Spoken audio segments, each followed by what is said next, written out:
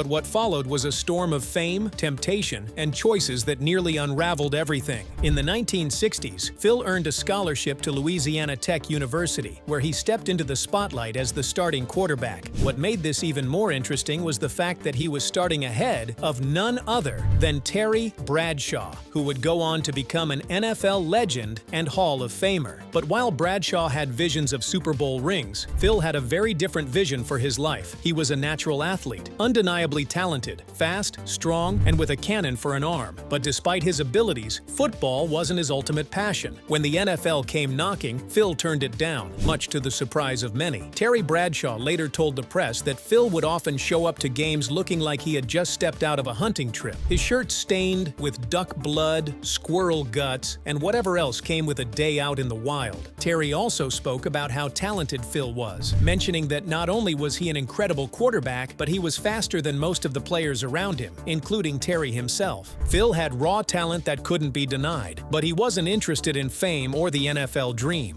What he wanted was a shotgun in his hands, a duck blind at sunrise, and the freedom of the wild. But behind all the talent, this was also the period of his life when Phil spiraled into what he later described as the darkest time he'd ever experienced. He got caught up in drinking, partying, and infidelity, slowly drifting away from the values he was raised with. Terry Bradshaw interview. Football days. In the midst of all that chaos, there was one steady hand in his life, Miss K. Then, in 1966, at just 20 years old, Phil Robertson married his high school sweetheart, Marcia K. Caraway, better known to the world as Miss K. She was the steady hand behind the wild spirit, full of patience, faith, and quiet strength. Early in their marriage, things were far from perfect. Phil's drinking, anger, and reckless living took a toll. He was distant, often absent, and at times destructive. But Kay never gave up on him.